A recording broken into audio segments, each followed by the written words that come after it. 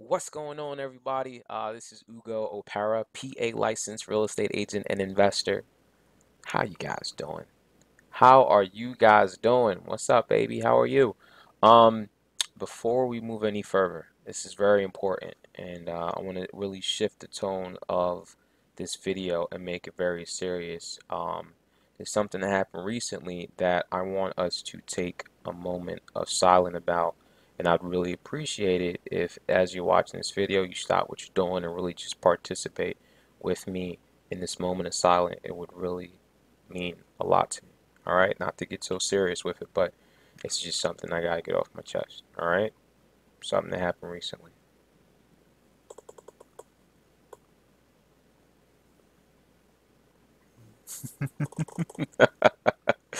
Let's go, baby. Listen, I've been writing in green marker since Sunday. Nothing else, man.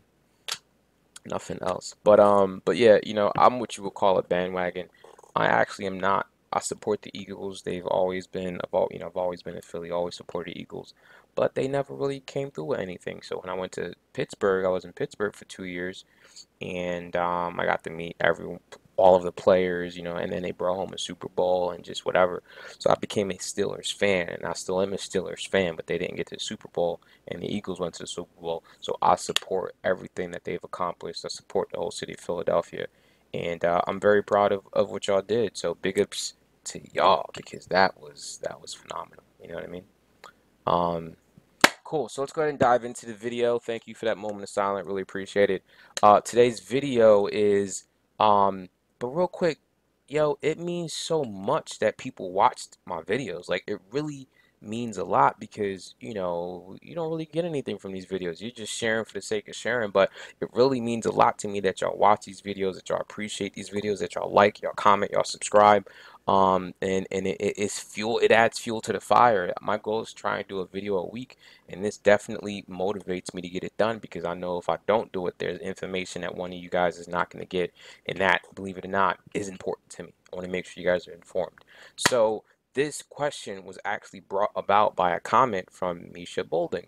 Thank you so much, Misha, for liking, commenting, subscribing, everything you do. I really appreciate it. So we're going to go ahead and answer your question in regards to how do you wholesale sheriff sale properties, right? So to me, wholesaling sheriff sale properties is probably the easiest thing you could do. And we're going to walk through how to do it the right way. And as always, I'm going to be detailed and this video is going to be long. So I apologize ahead of time. I just don't know how else to push this content out thoroughly in like 8 minutes. I just can't, you know what I mean? I can't do it. So wholesale and sheriff sale properties, what I want to do is first just explain the construct of that, right? So let's say you go to the sheriff sale.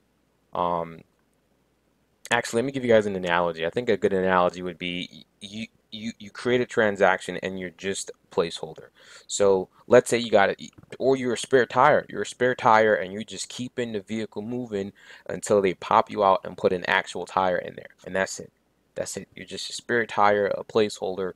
That's what it is when you're doing, your wholesale sheriff sales, at least in the fashion that I'm talking about, where you don't take possession of the property, right? So that's very important.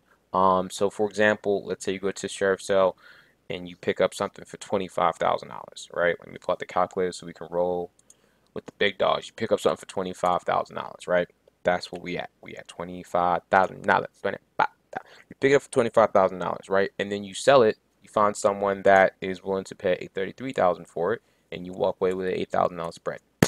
Boom. In this situation, you are only making $8,000.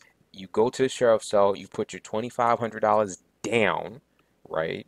That's what you put down. You put your $25,000 down, right? And you lock up the property, right? You got the property locked up. Then you go out and you start marketing whatever you got to do, and you find a buyer, someone that's going to buy it for 33,000, right? So you're getting compensated for holding the property down at 25,000. You put your 10% deposit down, and then over here, you're getting compensated for finding the buyer at a higher price point than what you're holding the property down at, right? And the in between is what you get paid for because you facilitated a transaction. You help the person sell, you help this person buy, and you get compensated for being that person that made the dream happen. right? You're like the QB. You're like Mr. Foles out here. You know what I mean? You're making it happen. So that is all it is. That is what that means. And when you're doing this, there's no closing cost. There is no closing cost because you never take possession of the property. So you don't have to pay transfer taxes. You don't have to pay anything. You might have to pay a notary. You might have to pay an attorney to draft up the assignment contract, whatever. But you don't pay any closing costs in this situation. The person that eats the closing cost is the buyer because they're the one that's actually going to facilitate the transaction from whoever you put the deposit down from, and they're gonna this buyer is gonna now be the person that takes the property, and they are responsible for closing costs. All right, and that is that's it. And I apologize. I don't want to. I'm not. I'm not saying it's. I've simplified it, right? Because I think that's the best way to do it. But it's not that easy. Things will go wrong. I mean, life happens, Murphy's Law. But the foundation of what I just outlined is all it is. So don't complicate it. That's all it is, right? That's all it is, okay? Um, Now, in order to properly do that, I'm going to skip ahead real quick. I'm going to go to structure your team. In order to properly do that, you definitely want to have a real estate lawyer. Real estate lawyer is going to be someone that's going to be able to advise you on how to properly structure that deal legally, how to on paper and whatever like that. And really, their job is going to do, at least for me, would be able to draft up what's called an assignment contract and not an agreement to sell, right? Because you can't sell what you don't own. A lot of people are talking about, oh, you need an agreement to sell for. No, that's not true. You don't need an agreement to sell because an agreement to sell is only you don't have the rights to sell the property because you haven't taken possession of it yet. Facts, right? I don't really understand how anyone can debate that, but you wouldn't be able to do an agreement to sell, have someone say they're going to pay you more, blah, blah, blah, blah, blah, because you don't have possession of that property. You know what I mean? Follow me on that one. Agreement to sell would be like, oh, I own 123 Main Street. The deed is in my name. I bought it. I have documentation from that from the other transaction where I actually bought the property. I have a deed with a signature from the old seller to me. I have a settlement sheet. I have an all to one. I have a marked up title. I have a title insurance. I have all these things that prove that at a later date I did buy the property and now I'm selling it to someone else at a future date, right? In this situation, you don't have none of that later dates because there never has been an incident where you actually took possession of the property and the property is yours. There's only one thing that you have, and that's that 10% deposit that you put down on a winning bid at the sheriff's sale, and that's all you got. So you wouldn't legally be able to use an agreement to sell because you don't own the property. You don't have the rights to sell that property. All right. But an assignment contract is what you're looking for. You're looking for an assignment contract, and you would partner with a real estate agent to get that done.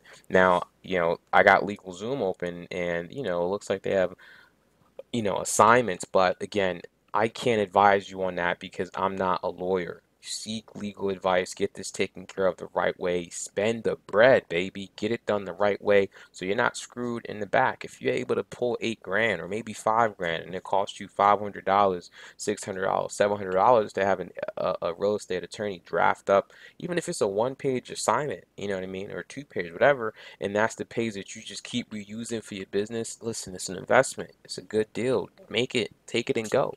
Take it and go. You know what I mean? Do your research and make it happen. Don't just dive in. A lot of people are telling me, oh, you can grab it from LegalZoom.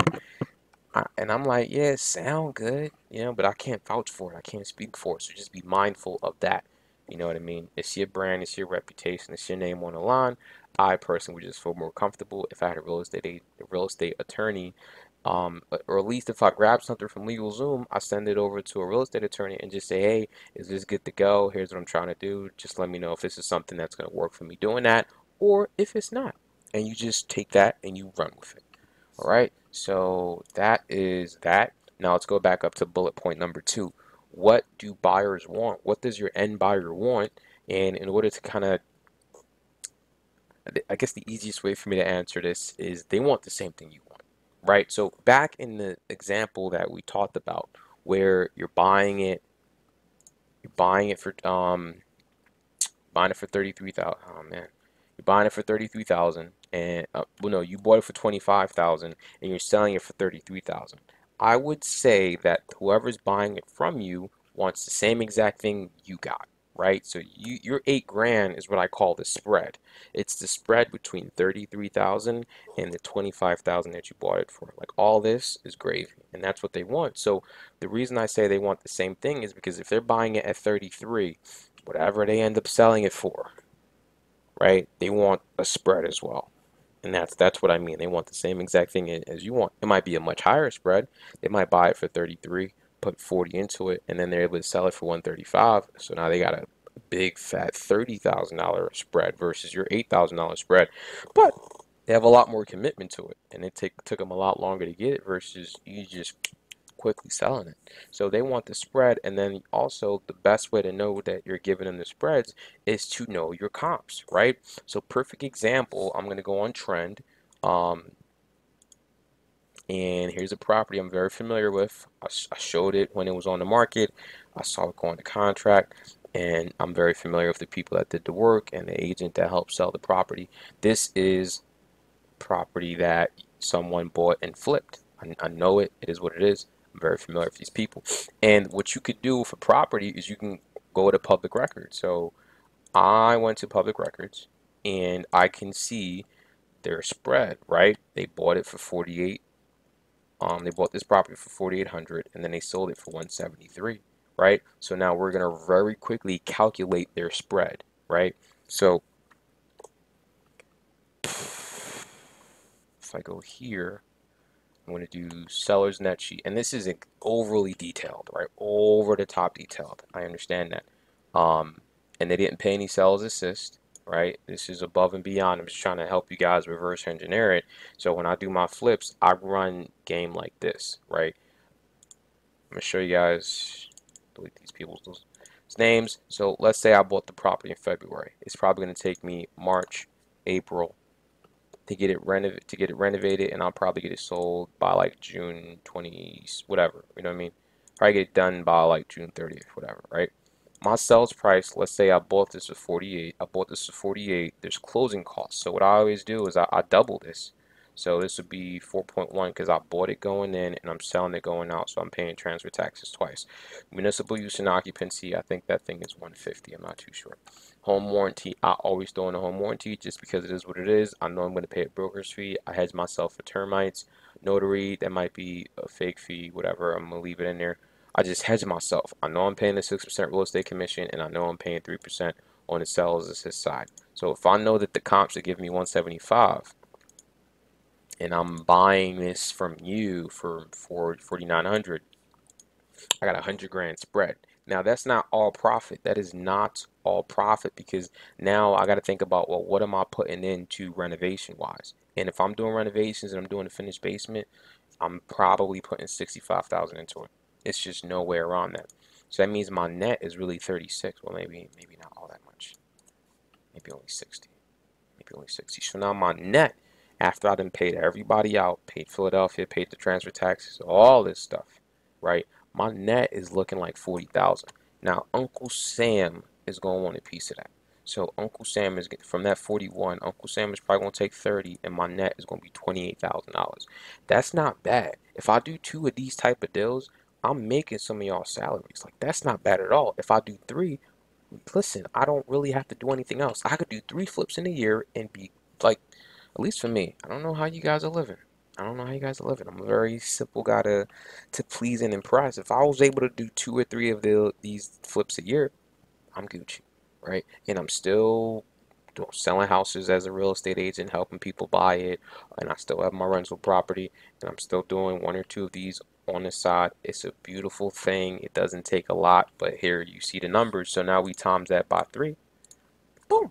It's not bad. I know people that have to go to master's degrees. I know people that have, you know what I mean? It's doable. So now in your mind, you got to think like, all right, well, he's only going to make or she's only going to make like $28,000, right? And it's going to take them all this time, da da da da da. So, like you wouldn't be able to price this at 60,000 now.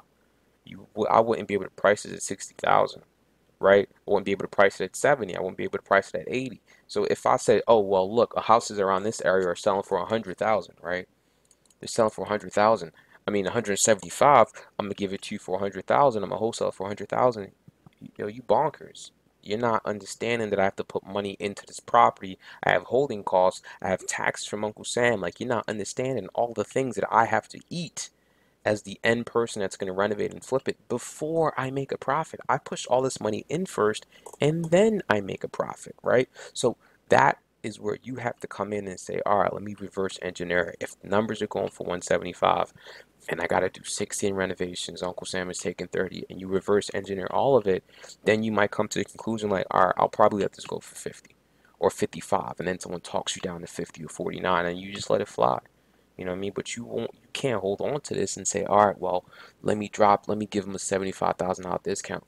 That's not really profitable. That's not really profitable at all, right? Because there's so many hands that go into any type of pot when it comes to real estate that that's not profitable at all. So it's great for you to see this end result of it, because this is how I go in and do when I'm doing flips. I go out and do this. And this is where I see, all right, well, if I'm buying it for this, I'm putting this much in renovations and da da da da da. Here's where my proceeds might come out. And if they look good, we good. You know what I mean? For me, unless I'm netting 20 grand, I really don't want to touch it. Like, it has the cooties. I don't want it.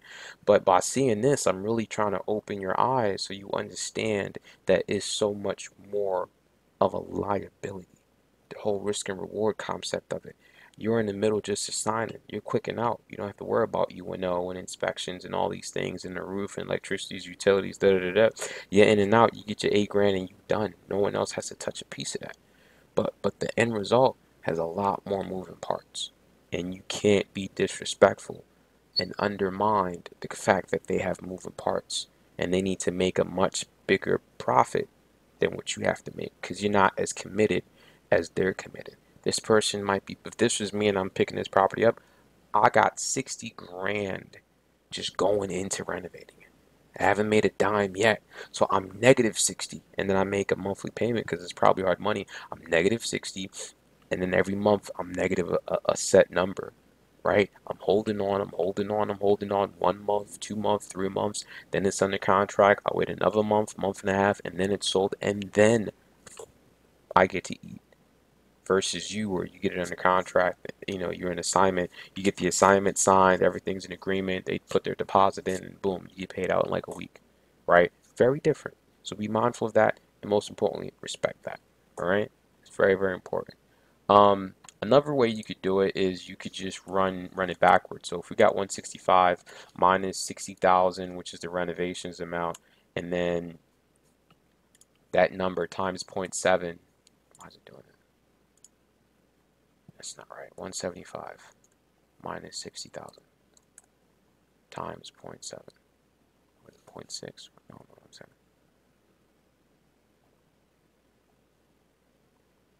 I can't figure out what the formula is. But there's a formula that says whatever your ARV is, you subtract your renovations, and then you pay.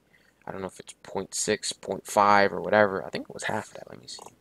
175 minus 60,000, and then times zero point 0.5. Maybe it's half of that, right? So maybe it's half of that, because that 57 is closer to the 49. So maybe it's half of it. And don't quote me on this, but this is just a formula for really quick math. If you're trying to wholesale, what is the ARV? Or an ARV is what are other houses once they're completely renovated? What are other houses selling in the area? So for this one, I say 175. So 175 minus the estimated repairs, and we'll do 60. It might be more, might be less. I don't know. We'll do 60. That's going to give us a certain number, and then whatever that number is, half of that is the max that I'm willing to pay, and that's it. And each investor might have their own personal whatever frame of how they pick a property, but that's not a bad number to go off with. So now if you're in an area where, let me pull the calculator back up. Let's say for my deals, I'm really right around 135, right? And typically I'm putting 50,000 into my properties. Let's see if this works for my deals. And then half of that, yeah, it does work for my deals, because I'm normally only paying 30 to 40,000 for my properties. So I think that's what that I think that works. So if you use a model like that, then you'll very quickly know, like, all right, cool. If I'm at the sheriff's sale, I can't pay more than 40,000 for this property. I can't pay more than 40,000. Actually, no, you can't. you can't sell it for more than 40,000. So you know that whatever spread you want, you got to lock it in at the sheriff's sale. So if you know you can't sell it for more than 40, then I would say you can't go 30 grand is the most that you can sell it for. 30 grand is, 30 grand should be the most you would buy it for. So that way you pick it up for 30, you put it on the market for 42 or something like that, and let someone bring you down to 40, 38, whatever the case may be. Boom, you sign it and you keep it moving. Right? So I hope that makes sense. I got a little bit excited on that one. Oh, and what do you do if you're not on trend or you're not a real estate agent? It's public records. You can go figure it out. I think we're at redfin.com. You go to property history, and it'll show you the same thing that I show, that they picked it up for 48, and that's it. And then you just reverse engineer it. Shows you that they sold it for 173. It's all here. All the information is here. It's public information, so you can find it one way or the other. A Google search will help you out with that. So I did questioning for Misha. What do buyers want? Know the comp, structure your team, and do we have time for? Yeah, let's go ahead. So if I have not answered a question in regards to wholesaling shelf sell properties, please do me a favor, like the video, subscribe to the video, and then leave a comment. Leave the comment, tag me in that comment if possible, and go in as much detail as you possibly can. I will do a video and answer that question directly. All right. Um, any videos that you guys want to see, I like what I'm seeing in the comment section. You know, keep it coming, so I can see what's going on, and I could be more able to help you guys out. Um, so yeah, let me show off real quick. Let me show off.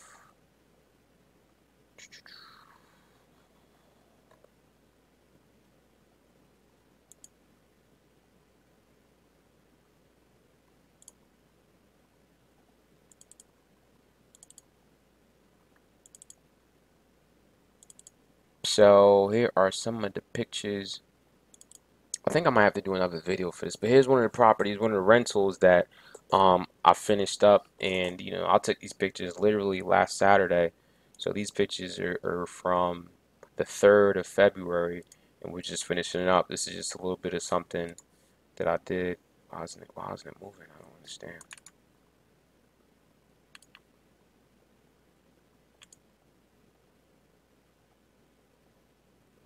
Why am I not able to show all the pictures in a row? Like I should be able to hit my button and it moves. Why is it not doing that?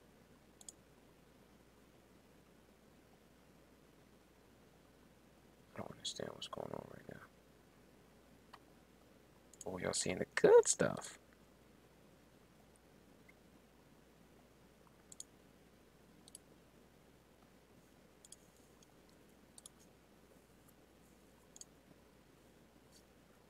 There we go. So this is the living room. Let's make this big. See. So we got the living room. I mean, no, it's the kitchen. Then this is the front door right here when you're walking in. This is the living room again. That's the same front door. Kitchen. That's the hallway. Central air. I mean, not central air. It's the radiator. Appliances. The stove is scratch and dent. Microwave is brand new. This is a bathroom. Nothing fancy. Everything is from Home Depot. One of the things I always recommend, you always want to get that storage above the shower. Get a vanity. Um, and then, yeah, that's it. Always try to get as much storage in the bathroom as possible. So that's why I always do above the toilet storage and whatnot. Bathtub, retiled it.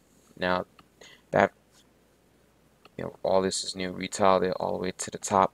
As you can see, I only stop at the shower. I don't tile the rest of the bathroom. I just stop there. This is a closet, and then this is a door into the bath. And this is the entry door into the bathroom. I put the shower rod. I put the towel hook over here, and then I put the shower rod on the door. Be careful when you're putting it in the door. Make sure that the size nails you have are not too big, because if not, you put it in, and it's gonna drill through the other side of the door. Be careful of that. This is bedroom number one. Nothing crazy. And this is the closet for bedroom number one. I got all new hooks. So I always try and get all new hooks. This is bedroom number 2. This is a smaller unit. I mean a smaller bedroom, but it still works out. And then that's the closet for bedroom number 2. That's the bathroom again. And then this is from, I'm coming out the bedroom and I'm in the hallway and I'm taking a picture of the living room. And that's that hallway I was just talking about. So here we have the electric, and then here you see we have the cable and the Ethernet.